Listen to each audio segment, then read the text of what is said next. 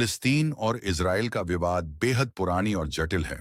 Israel द्वारा फिलिस्तीन पर हो रहे अत्याचार का वर्णन।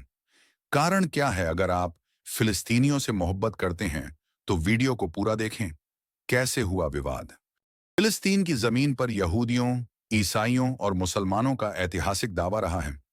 यह क्षेत्र पहले अरब बहुल इलाका था, जहां मुसलमानों की बहुसंख्या थी।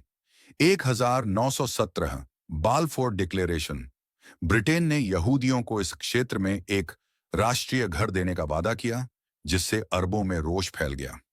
1948 इजराइल का निर्माण, यहूदियों को फिलिस्तीन की जमीन पर बसाया गया और एक नया देश इजराइल बनाया गया।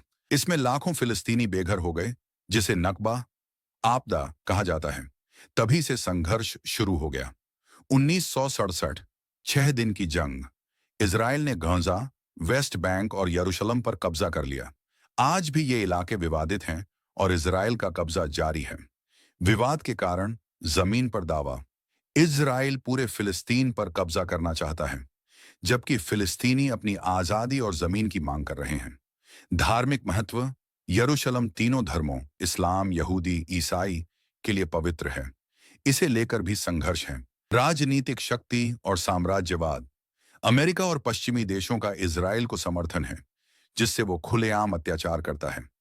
इजराइल के अत्याचार, गजा में बमबारी, बच्चों, महिलाओं और निर्दोषों पर हमले होते हैं। स्कूल, मस्जिदें और अस्पताल तबाह किए जाते हैं। बिजली, पानी की कटौती, गजा में जीवन को नर्क बना दिया गया है।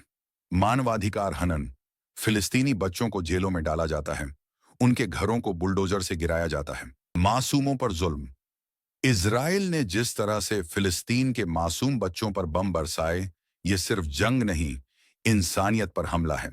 शब्दों में दर्द, गजा की गलियों में बचपन रोता है, हर लाश में जिंदा इंसाफ सोता है। जालिम ने बम से ख्वाब जलाए हैं, बोलो, क्या बच्चे भी गुनहगार बताए हैं?